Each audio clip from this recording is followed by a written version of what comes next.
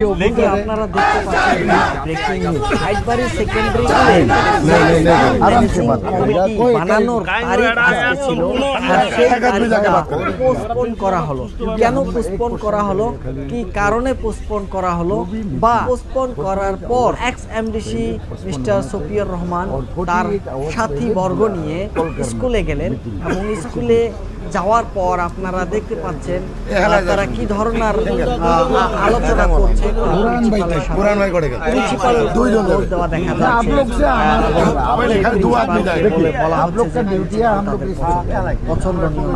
কিন্তু এখানে একটা বড় একটা সমস্যা কিন্তু দেখা যাচ্ছে, যেহেতু এর আগে কিন্তু এরকম সমস্যা এই গড়াকে নিয়ে এরকম হয় নাই, কিন্তু এইবার এমন কি কারণ, সেই কারণে স্কুল ম্যানেজিং কমিটি বানানো হবে। আর সেইখানে আপনারা দেখতে পাচ্ছেন কত ধরনের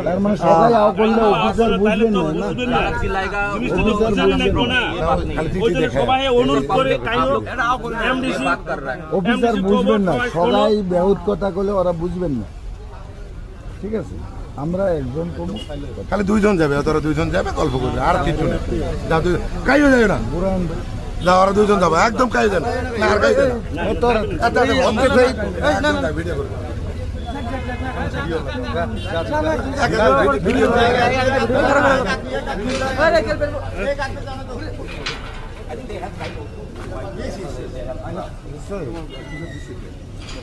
হোয়াটসঅ্যাপ ইজ, আপনি এখন রিসেন্টলি আলাদা কথা হলো এই অঞ্চলের public.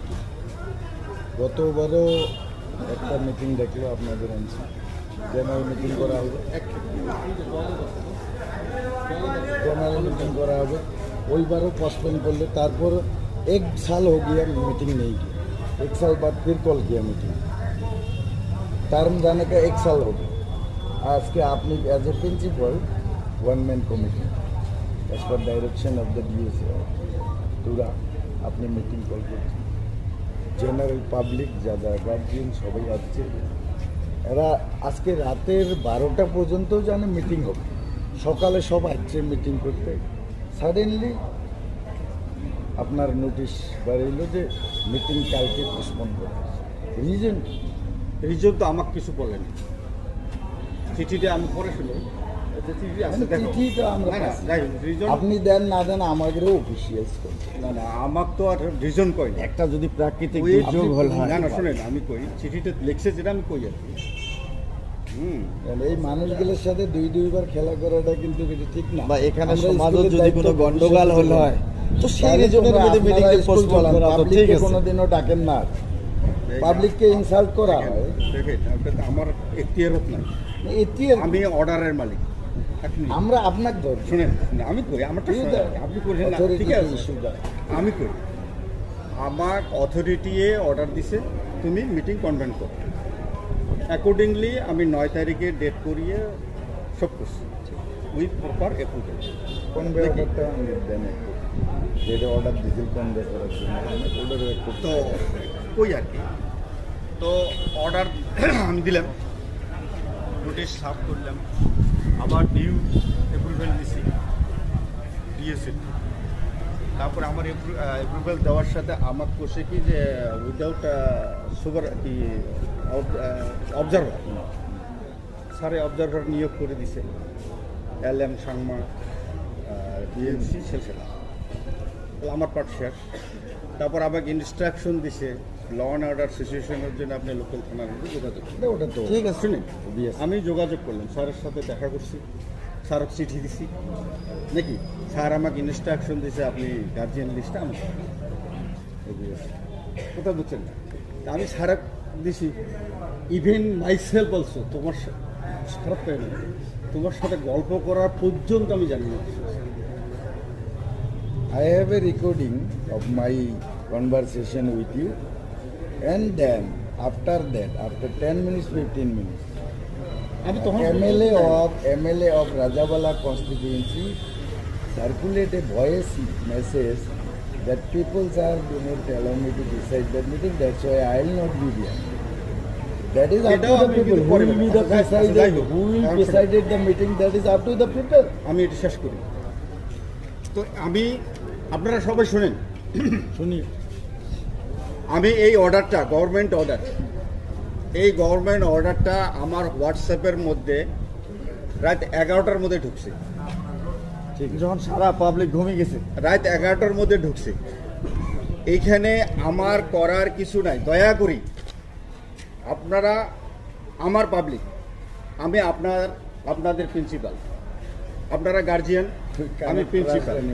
Will respect you as a teacher, our teacher, but এখন উইল মনে নট করেন ট্রাস্ট এনিমোর। আমরা বিশ্বাস করব না এই প্রিন্সিপাল। ডিউটি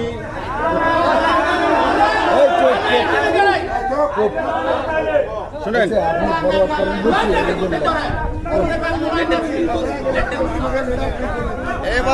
অল্প রাইও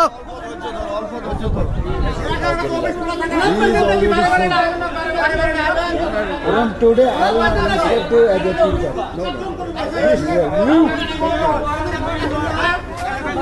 You the only reason. I have a conversation recording all the time. Hey, কোনো হাল্লা নাই। কোনো হাল্লা নাই।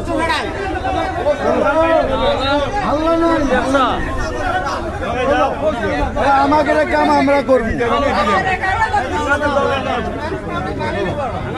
ও এলা আমরা মানছি, এলা খেলা হবো।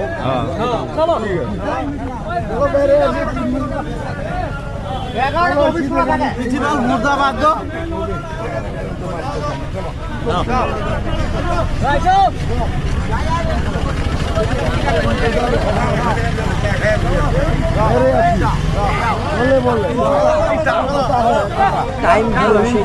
পোস্টপোন করা হচ্ছে। এখানে আসল উদ্দেশ্য কি এমন হতে পারে, বা এর আগে কিন্তু স্কুল ম্যানেজিং কমিটিকে নিয়ে এই ধরনের তোড়জোড় ধরা হয় নাই।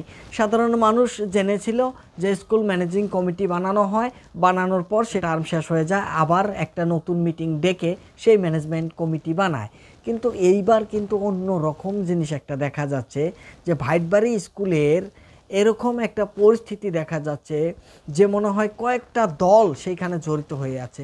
আর সেই দলগুলো প্রত্যেক দলেই কিন্তু হয়তো চাচ্ছে যে আমরা হই।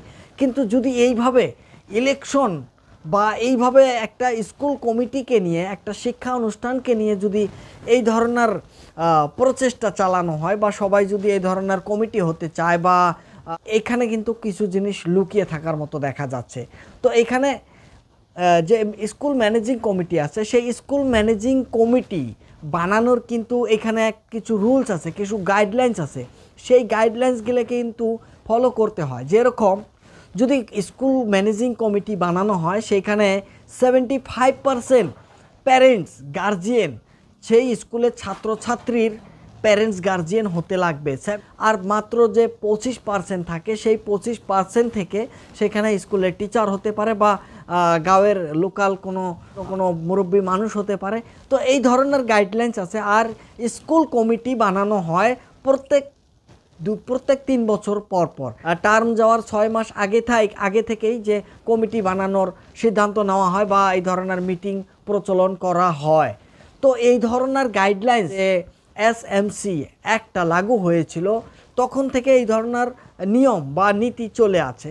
কিন্তু এইবার যে এরকম একটা অবস্থা দেখা যাচ্ছে ভাইটবাড়ি হায়ার সেকেন্ডারি স্কুলকে নিয়ে, যে একটা এই ধরনের মাহল সৃষ্টি হয়েছে, তো হয়তো এরকমও ভিতরে খবর আছে কেউ ইলেকশন হওয়ার জন্য বা রাজনীতি খেলানোর জন্য স্কুলকে নিয়ে পাবলিককে টাকা দিচ্ছে, এবং সেটা নিয়ে কিন্তু বড় একটা চর্চা সেইখানে চলে আছে। তো এই ধরনের সমস্যা যদি একটা স্কুলে হয়, তাহলে সেইখানে কি সমস্যা বাড়বে? আপনারা চিন্তা করে দেখুন। কিছু এইখানে নেতা দেখা যাচ্ছে, যে নেতাগুলো কিছুদিন আগে হয়তো বলল যে স্কুল কমিটি বানানো নিয়ে একগুলো রাজনীতি খেলানো হয়, আবার সেই নেতাগুলোই কিন্তু স্কুলকে নিয়ে আবার একটা বড় রাজনীতির মহল সৃষ্টি করেছে। যদি এই ধরনের রাজনীতির মহল একটা শিক্ষা অনুষ্ঠানকে নিয়ে যদি করা হয়, তাহলে কিন্তু একটা পরিস্থিতি অন্যরকম দেখা যাচ্ছে। এখানে ছাত্রর ভবিষ্যতের লাভ হওয়া থেকে বেশি লাভ কিন্তু যে স্কুলের ম্যানেজিং কমিটি তাদের দেখা যাচ্ছে। কারণ একটা স্কুল ম্যানেজিং কমিটি নিয়ে যদি এত তোড়জোড় হয়, বা সেই ডেট একটা ডেট দিয়ে সেই ডেটটা পোস্টপোন করা হয়, আবার পোস্টপোন করার পরেও যদি ওইখানের মানুষ তারা প্রিন্সিপালকে দোষারোপ করে বা প্রিন্সিপালের জন্য এই ধরনের হচ্ছে, তার মানে এইখানে বোঝা যাচ্ছে এইখানে একটা পুরোপুরি বড় গেম চলছে। আর এই গেমটা হয়তো শুধু এখানে টাকারে গেম হতে পারে, এখানে শিক্ষার কোনো গেম বেশি থাকতে পারে না। যেভাবে কয়েকদিন থেকে শুনে আসা হচ্ছে যে স্কুল ম্যানেজিং কমিটি বানানো হবে, ইলেকশন করা হবে বা সিলেকশন করা হবে বা এই ধরনের পরিস্থিতি সেইখানে দেখা যাচ্ছে। আমি এখানে একটা কথাই কিন্তু বলতে চাই, আপনারা যদি সবাই স্কুলের ভালো চান, স্কুলের বাচ্চাদের ভবিষ্যৎ ভালো চান, তাহলে কিন্তু একটা জিনিস ভেবে নিতে হবে, কোনো রাজনৈতিক নেতাদেরকে স্কুলের ম্যানেজিং কমিটি বানানো হবে না। কারণ এরকম ছাপার এর আগে করা হয়েছিল। পাবলিক ওই মানুষদেরকে সাথ দেন, ওই মানুষদেরকে সাথ দেন যারা রাজনীতি থেকে একটু দূরে চলে আসে, তাদেরকে সেক্রেটারি প্রেসিডেন্ট বানানোর জন্য আপনারা সিদ্ধান্ত নেন। এবং কিছু মানুষের কথা শুনে কিন্তু এমনি কিছু হয়ে আপনারা তাদেরকে এই ধরনের মানুষকে সাপোর্ট করেন না, যে মানুষগুলো আপনাদেরকে চুষে খেয়ে বা আপনাদের বাচ্চার ভবিষ্যৎ নষ্ট করার জন্য চিন্তা চর্চা করছে। তো এখানে আমি এই জন্য এই কথাগুলো বলছি, স্কুল ম্যানেজিং কমিটি, একটা স্কুল ম্যানেজিং কমিটি নিয়ে যদি এই ধরনের রাজনীতি হয়, তাহলে সেই স্কুলে কি রাজনীতি হবে না পড়াশোনা হবে? আপনাদের উদ্দেশ্য কি? আপনাদের উদ্দেশ্য বাচ্চাদেরকে ভবিষ্যতে পড়ানো বা ভালো জ্ঞানী বানানো, শিক্ষা দান করা। কিন্তু সেই শিক্ষাস্থলে যখন রাজনীতি ঢুকে যাবে, কোনো ভালো একটা স্টুডেন্টকে যদি অন্য জায়গায় থেকে সেই স্কুলে গিয়ে যদি ভর্তির কথা বলা হয়, আর তখন যদি সেই স্টুডেন্টকে ইন্টারভিউ দেওয়ার পরেও ভর্তিতে না নেওয়া হয়, এডমিশন না করা হয়, বা কোনো রাজনৈতিক নেতার উপরে চাপিয়ে দেওয়া হয়, যদি সেই রাজনৈতিক নেতা আমাদেরকে বলে, তাহলে আমরা সেই স্টুডেন্টটাকে অ্যাডমিশন করব বা সেই স্টুডেন্টটাকে নিব বা সেই স্টুডেন্টটা পড়তে পারবে সরকারি স্কুলে, সেটা কীরকম ব্যাপার আপনারা চিন্তা করে দেখুন। এবং এছাড়াও ফুলবাড়ি যে জেএন হায়ার সেকেন্ডারি স্কুল আছে, আমি তারও কথা বলছি, Phulbari JN higher secondary school, সেইখানেও রাজনৈতিক নেতারাই প্রেসিডেন্ট সেক্রেটারি। রাজনৈতিক নেতারা কোথায় থেকে প্রেসিডেন্ট সেক্রেটারি হতে পারে একটা স্কুল ম্যানেজিং কমিটির? আর যদি হয় সেইখানে রাজনীতি হবে না পড়াশুনো হবে না ছাত্রছাত্রীর জ্ঞান বাড়বে? আপনারাই চিন্তা করুন না। বা সেই ভালো মানুষকে বাদ দিয়ে আপনারা রাজনৈতিক নেতাকে প্রেসিডেন্ট সেক্রেটারি বানাতে চান স্কুলের, তাহলে কি আপনাদের স্কুল উন্নত হবে? আপনাদের বাচ্চারা কি উন্নত হবে? আর দেশ কি আগে বাড়বে? রাজ্য কি এইভাবে উন্নত হতে পারবে? সেটা আপনারা সিদ্ধান্ত করুন। আমি এই কথাটা এই জন্যই বলতে চাচ্ছি, এইভাবে যেভাবে মাহল দেখা যাচ্ছে, যেভাবে একটা রাজনীতির একটা ফর্ম দেখা যাচ্ছে যে এখানে রাজনীতির রূপ নিচ্ছে, তবে এই ধরনের রাজনীতির রূপ নেওয়া আপনারাই বন্ধ করুন। আপনারাই নিজে নিজে একটু ভাবুন এবং আপনারাই চিন্তা করুন। হয়তো যদি আপনারা চিন্তা করেন আপনাদের বাচ্চার ভালো হতে পারে, এবং স্কুলকে নিয়ে এইভাবে এই ধরনের রাজনীতি বা একটা ম্যানেজিং কমিটি বানানোর একটা সিদ্ধান্ত আসে না। এখানে আরেকটা কথা লুকিয়ে আছে যে স্কুল কমিটি বানানো হয় শুধু টিচার্সকে রিক্রুটমেন্ট করার জন্য, তারা ম্যানেজিং কমিটি হয়, টাকা নেয়, টাকা নিয়ে যাদের বংশর মানুষ আছে তাদেরকে টিচার বানায়। যদি স্কুলের ভালো চান এবং ছাত্রছাত্রীর ভালো চান, তাহলে কিন্তু রাজনীতিক নেতাদেরকে প্রেসিডেন্ট সেক্রেটারি না বানানোটা বহুত ভালো স্কুলের জন্য। তো বন্ধুরা, আপনারা দেখতে পাচ্ছেন যেটা মিডিয়া নেটওয়ার্ক। আমাদের খবরটা ভালো লাগলে খবরটা নিশ্চয়ই শেয়ার করবেন। থ্যাংক ইউ, খুদা হাফেজ।